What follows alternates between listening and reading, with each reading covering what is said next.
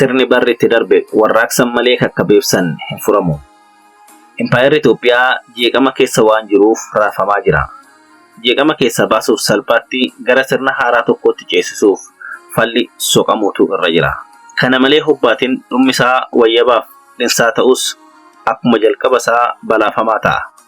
Mootummaan Itoophiyaa OPDO'n hoogganamu rakkina jiru babal'isuu malee dhiphisuuf fedhas dandeettis hin qabu. Al Oromummaa himsiifatus qabsoo Oromoo Oromiyaa irratti abbaa biyyaa ta'uuf gaggeeffatan ukkaamsuuf lubbuu fi qabeenya Oromoo gaagaa jira. Hooggansa OPDO yookaan PP kana kan impaayericha jeeqama balaafamaa irraan gahaa jiru. Miseensota dargaggoo Oromoo madaksee akka obbolaa isaanii ajjeesan dirqaa jira. Siyaa'inaan lafa Oromoo gurguraa qabeenya isaanii saamaa jira. Amma malbulcha keessaa fi malbeekii yookiin dippiloomaasii alaa akka inni itti gaggeessu irraa Itoophiyaan haala mootummaan keessa hin jirre fakkaatti. Kanaaf kanneen bilisummaa saba isaaniif qabsaawan nagaa buusuuf qaamni waliin ofisan illee hin jiru. Murnootti fi abbaa tokkootii bilxiginnaa jalatti walitti qabamaan yakkamtoota dhiiga ilmaan namaan laaqaman waan ta'aniif nagaa hin barbaadan. Nagaan bu'u badii isaaniitis fudhatu. Haala nagaan jiru jalatti balleessaa darbeef itti gaafatama jalaa kan ba'an hin jiraatan. Sanaaf nagaa jibbuun waraana itti fufaa jiru. Piriitooriyaa fi Taanzaaniyaan fakkeessaa yeroo bitachuuf tolfame. Waraana itti fufuun gara hundaaf yoo cunqurfamaan mo'ate malee yookaan waldhabdeen jiru nagaan furamu malee balaa hamaa ta'a. Kanaaf badii caalan otoo hin dhufin rakkina godinicha mudate keessaa akka itti ba'amu kanneen nagaa jaallataniin filamuu qaba. Ofittummaan dhibee hundi walqixxummaa fi bilisummaa walii kabajataanaan wanti wal dhabsiisu hin jiru. Nagaa fi araarri yoos hundaaf bu'uu danda'a. Sabni tokko of keessaa sirna walqixxummaa fi dimokiraasii hin qabu taanaan nagaa fi tasgabbii ollaa ofii hin ulfeessu. Silaa otoo murni tokko dimokiraasii fi walqixxummaatti amana ta'ee waldhabdeen olloota gidduu hin jiraatu. Yoo jiraates ilaa fi ilaameen furama. Seenaan injifannoo kanneen mirga isaaniif lolataniin guutee jira. Qabsoo hidhannoo amma Itoophiyaa keessa jiru kan mo'amuu fi mo'u hin jiraattu jechuun olola kurkudduuti. Injifachuun murteeffannoo fi dudhama kaayyoo qajeeltuu gaafata. Kan dhugaa qaban ijaaramnaan of bara malbulchaa qabanii fi hidhannaan akka mo'an ragaa hedduutu jira. Fakkeenyaaf seenaa Tigraay fi Dargii, Eertiraa, Veetinaam, Ruwaandaa fi Kuubaa ilaaluun ni ga'a. Biyyi addunyaa kan qabsoo hidhannoo malee bilisummaa isaa argate hin jiru. Finnaan Itoophiyaa erga uumame abbaa irrootan bulaa. Kanaaf olloota isaaf balaa ta'aa jiraate. Kanaaf ollooti hundi sirna walqixxummaa, dimokiraasii, tokkummaa fi qajeeltuu of keessatti misuu qabu. Kanneen sirna akkasii qabaniin waliigaluun hin dhibu. Waliigallaan abbaa irrummaa fagootti ittisuun ni danda'ama. Kanaaf kanneen nagaa fi bilisummaa jaallatan hundi sirni dimokiraasii akka babal'atu tattaafachuu qabu. Otoo jeeqamni akka uummataatti jiraattota naannaa hin balleessin furmaata barbaachuu wayya. Of barri malbulchaa kolonootaa keessaayyuu kan Oromoo golee koloneeffate hunda keessaa hoomichaatti ka'ee jira. Hoomicha ta'ee mahafa. Uummatatti naquu fi saba tokko isaan kaan irra tuulanii gita bittuu godinichaa kan of jabeessaa jirtu. Ofittummaan hin jiru taanaan hundi mirgaa fi bilisummaa walii kabaja taanaan wanti wal lolchiisu hin jiru. Yeroos qofa kan nagaa fi araarri hunda irra bu'u. Sabi tokko of keessaa sirna walqixxummaa fi dimokiraasii hin qabu taanaan nagaa fi tasgabbii olloota isaa hin ulfeessu. Otoo murni tokko dimokiraasii fi walqixxummaatti amana ta'ee olloota gidduu waldhabdeen hin jiraatu. Afaan tokko kan mirkaan beekii fi malbulcha wal fakkaataa waan dubbataniif waliigamtoomina isaanii gidduutti timjiin hin jiraatu. Finnaan Itoophiyaa erga uumame abboota irreen bulaa ture. Kanaaf uummattoota ollaa fi uummata ofiitiif balaa ta'ee jiraate. Kanaaf uummattooti sirna walqixxummaa, dimokiraasii, tokkummaa fi qajeeltuu of keessatti misuun dura dhaabbachuu qabu. Kanneen sirna akkasii qabaniif walqayyabachuun rakkoo hin ta'u. Walqayyabannoo fi tokkummaa isaaniin abbaa irrummaa hankaaksuu danda'u. Oromoonni akkasitti deebi'anii jiraachuuf sirna gadaa keessa deebi'anii ilaaluu qabu. Kanneen nagaa jaallatan hundi dimokiraasii babal'isuuf tattaafachuu qabu.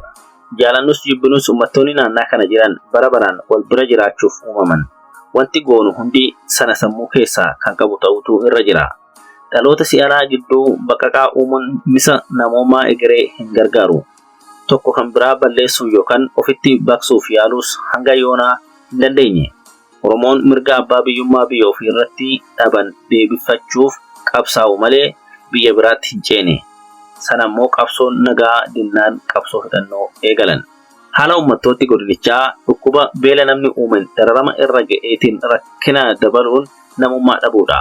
Beelli fi dhukkubi sanyii sabaa fi amantee hin beeku hunda barbadeessa. Kanaaf hundi baraarama waloof yoo hojjetan nagaa fi tasgabbii waaran rakkina keessaa ba'uuf mijatu ni argama ta'a. Kunis tokko hundan caala kootis keetis kooti jechuun yoo dhaabbatedha. Akka uummattoota ollaatti kooti kan jennu mirkaneeffannee keenya kan jennu yoo jaarrachuu dandeenye nagaa fi araara buusna. Dursanii of ta'anii ba'uun eenyummaa ofiif iggitii kenna. Oromoon akka sabaatti waggoota 100 oliif kan isaanii waan jedhan malee keenya yookiin kooti kan jedhan hin qaban. Amma kan barbaachisu impaayera bososaa kakkabeebsuu otoo hin ta'in warraaqsa hundee buqqisi. Kakkabeebsi yeroo jala duubatti harkistuu Itoophiyaa irraa araada qabdu ni qobsa malee ummaticha jaarraa tokko oliif eenyummaa isaanii fi waan qaban hunda sirna impaayera kolonummaa nafxanyaan dhabamsiifaman miti. Akka ummataatti kan koo kan jennu irraa kaanee kan keenya isa ta'u yoo waliin ijaarre nagaa fi tasgabbii hundaaf maa'ii baasu ni arganna ta'a. Nuyi hin ta'in oduu gadi baanee nuyi hin ta'in dursanii of ta'uun eenyummaa keenyaaf eeggitii kennuu danda'a. Eenyummaa jaarraa oliif haalame otoo hin deebifatin waa'ee Itoophiistummaa dubbachuun roorroon jiru akka itti fufee wayyabii eenyummaa roorrisaa fudhachuu sammuu ofii of tuffachuutti ilaalama. Dhaloonni kun of barri hanqatee harka kennatus ilmaan namaa bilisummaa yoomuu fedhan waan hin gadhiifneef kun furmaata hin ta'u. Rakkinichi kulkulfatee sadarkaa turetti deebi'uu danda'a.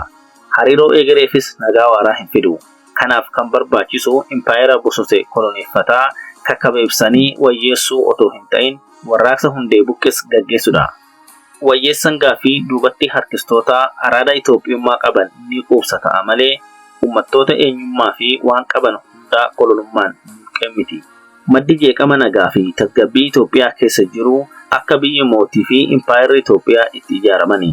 Jarri Amaarinyaa dubbatan egaa akka gitaatti hoogganuutti ka'anii walqixxummaa seeran bulmaataa fi qajeeltuu gadhaabuuf carraa gaarii qabu turan. Otoo sana godhan ta'ee uummattoota finnicha tokkoomsanii saba cimaa dhaabuu danda'uu turan. Kan sana hin dandeenye biyyoota alagaa walitti dabalee saba tokkicha uumna jechuun of wallaaluudha. Seenaa waggoota 3,000 qarooma mormoru yookiin Naayil jalaa hatanii fi hooda Yihuudaa uummatan himachuu qofaan seerawaa ta'uu isaanii himataa jiraatan. Soba isaanii hundaaf kufaatii mootichaa maalummaansaa abjuu ta'e boodallee sana bu'uura tolfatu. Amma impaayerichi bososee qarqara kufaatii jira. Yaada namaa kanarraa maqsuuf tarsiimoo fi tooftaa hedduu yayyabatanii jiru. Murni Amaaraa barri galfata itti kenne kan nyaatan sobduu, hamoo, farra ummataa, fagoo laaluu kan hin dandeenye fi of jaallatoo waan turaniif bakka eegaman itti hin argamne. Ummata isaanii dur irraanfatan amma itti deebi'anii ummattoota miidhama isaanii qabsoon keessaa ba'aa jiran deebifnee akka garbooffannu nu tumsaa jedhaa jiru. Si'achi wal fixuu taati malee bakka duriitti deebi'uu hin jiru. Ummata mirga ofiif qabsaa'u qajeeltuun gara isaa waan taateef kan hanqaaqsuu barbaadu tola dhiiga ofii dhangalaasuuf deema. Kanneen tumsa gaafatan kun bu'aa gita isaaniif jedhanii malee ummata bal'aaf akkuma kanaan duraa waan buusaniif hin qaban. Galmistaan Ortodoksii murna tokkoof tumsuu fi gadaamotaa fi dhaabota see akka finciltuu Amaaraa akka daannota dhimma itti ba'an hayyamuu hafee amantaa hundaan ga'u irratti yoo xiyyeeffatte wayya. Galmistaanni hunda faarfannaa malee tajaajiluu qabdi.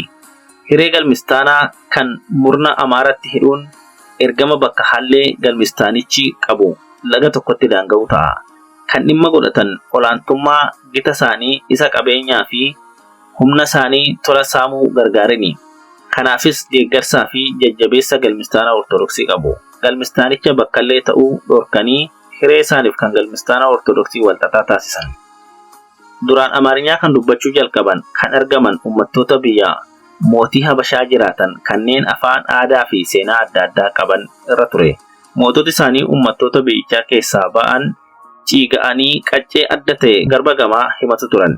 Namoota taraa of jala galchanii damboobsuu kan danda'an shororkaa fi raatessaa amanteen ture. Uummattooti takkaa of bulchuuf sagaleen isaanii gaafatame hin beeku. Kan roorroon harka itti jedhe fincilee aangoo qabata. Haa ta'u malee namoonni akka Teediroos Qimaantichaa erga aangoo irra ba'anii dhaaltuu mootota darbanii ta'uu isaanii himatu. Yoo duudhaa baalli nagaan walitti dabarsuu hin qabnes dhimma hin qabani. Kan akkuma ta'etti butute gonficha seerawaa tolchanii ummati bal'aan moototi akka waaqaa bu'aniitti fudhatee hammeenya isaan gungumuu malee ifatti hin dubbatu. Erga biyyi mootii firnoota walabaa ta'an koloneeffatee booda sirni kaabaa kun kanneen biraa kibba jiran irratti habaqalame. Jeeqamni amma jiru kan sanaan eegalame. Uummattoonni kaabaa duulaa irraa duubatti hafan kanneen Amaara Kiristaana Ortodoksii ofiin jedhan of jaja sammuu qooyin yoo ta'e malee saamicha kolonoota weerartuu nafxanyaa irraa hiroo hammana jedhamu hin arganne. Kan manatti hafan ammoo yeroo kanneen isaan miidhan itti fincilan akka abdattuu sirna nafxanyaa gargaaran kakaafamaa jiru. Hiyyeeyyiin Amaaraa kaasaa faallaa mirga isaanii waaqni kenneef falmatan dhaabbataniif hin qaban. Gite bittoo nafxanyaa bobbaasee akka isaan loltuu nafxanyaatti makamaniif jedhee beekaa kan manatti hafan hiyyoomse. Amma waraana isaa yaaddessu manaa qabu. Makiinan jara kaaba addunyaa hin quufu. Jarris fedha malee ibantaa hin qabnu jedhu. Nutis beekumsa humnaa fi dandeettii keenya qindeeffannee sana jechuu qabna. Kophaa hin dandeenyu. Waan isaan jedhaniif sarmuun dirqii ta'a. Akka waliin galle barsiifatee ofittummaa kufuu nutti ta'aa jira. Gabaan sab-gidduu kun otoo nutti hin beekin numa keessaa keettolee madaqfachuu danda'ee jira. Maqaa investimentii lafa keenya saamuun laggeen keenya hadhaa itti naqaa jira. Kanaangoo irra jiru keettolii isaanii fi koloneeffattoota keenya jarreen koopiraadoor jedhamani. Imaammati investimentii yookiin waan biraarratti isaaniin ba'u hundi koloneeffataa saamuuf kan aangoo dabaluuf malee uummata dhimma baasuuf miti. Kanaaf investimentii madaala qabuu fi qajeeltuu ta'e hawwachuuf dura bilisa ba'uu qabna. Yoos uummata wiirtuu godhatee ka'a. Burjaajii amma jiru keessaa kan ba'uu hin danda'amu tokkoon uummataa kan nafxanyaan diigaman deebi'anii akka ijaaraman carraa kennuudha. Sana booda uummattoota dubbiin ilaaltu hundaa fi koloneeffataa durii walii akka miiltoo walqixxeetti isaan iddoo isaanii dhiyaachuu danda'u qabu. Hundi fedha qaba. Waliin impaayera kolonummaa diiganii hariiroo egeree olloota bilisaa fi koloneeffataa kan ture gidduu murteessuu danda'u. Murtoon akkasii kan fedha bilisaa irratti hundaa'e yoo kabajame egeree ifaa hundaa tokkeessoo uummachuuf haa ta'u akka ollaa dansaatti waliin nagaan jiraachuuf ni gargaara. Walitti bu'ii impaayerattii keessa jiru fedhoota walitti hin araaramne gidduutti ta'aa jira. Hacuucaa fi hacuucamaa gidduu waan ta'eef hacuucaan hacuucaa isaa dhaabu malee gaaffiin cunqurfamaa deebi'uu hin danda'u. Hacuucaan qabeenyaa fi bilisummaa waan ofitti dhimma bahuu cunqurfamaa irraa harka isaa kaasu malee nagaan isaan gidduu hin jiraatu. Garbummaatti hafaa araaramuun waan hin jirre. Si'achi ummati kamuu fedha malee abbooma biraa buluu hin fedhu. Hayyoonis fedha uummataa calaqisu malee fudhatama hin qabu. Kanaaf fedhii ofii akka fedha uummataatti hin fakkaanne eeggachuudha. Kan hundi irraa eegu kan ofii wareegudha. Nagaa fi araarri kan bu'u hacuucaan yoo dhaabbate qofa. Sun immoo harka hacuucamaa otoo hin ta'in hacuucaa harka jira. Hacuucamni haala nagaa fi nageenya hin qabne. Cunqurfamaan otoo haalli kun hin dhumin dhaabbachuu hin eegamu.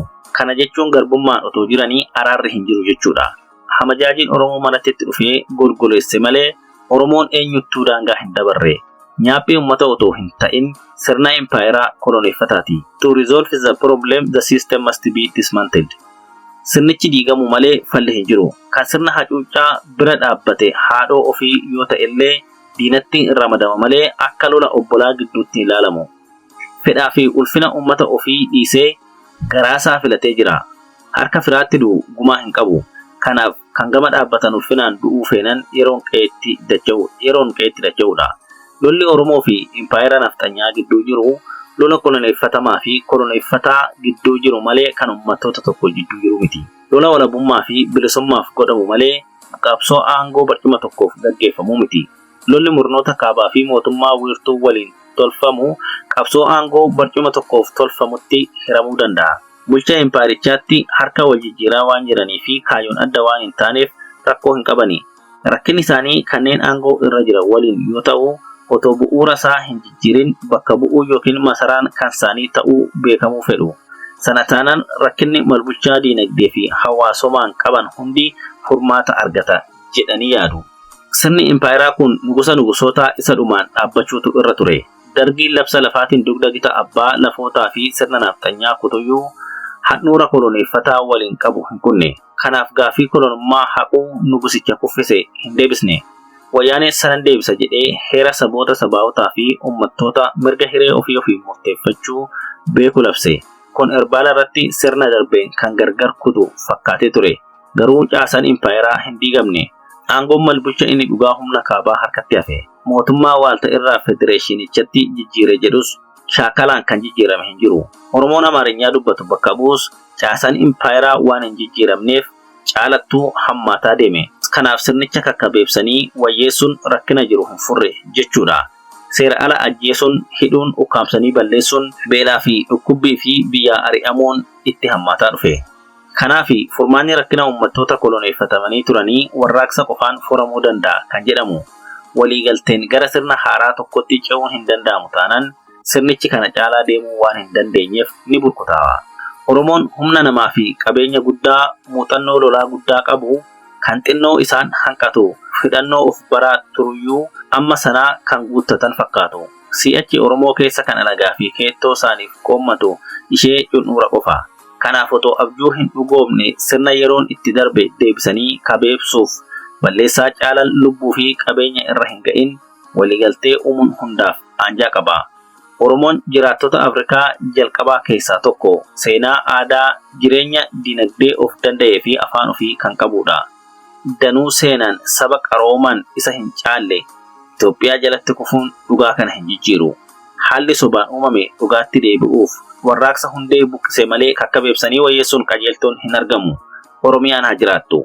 Ulfinaa fi surraan gootota kufaniif, walabummaa, walqixxummaa fi bilisummaan kan hafaniif, nagaa fi araarri ayyaana abboolii fi haadholiif haa ta'u. Ibsaa Guutamaa, Amajjii bara 2024.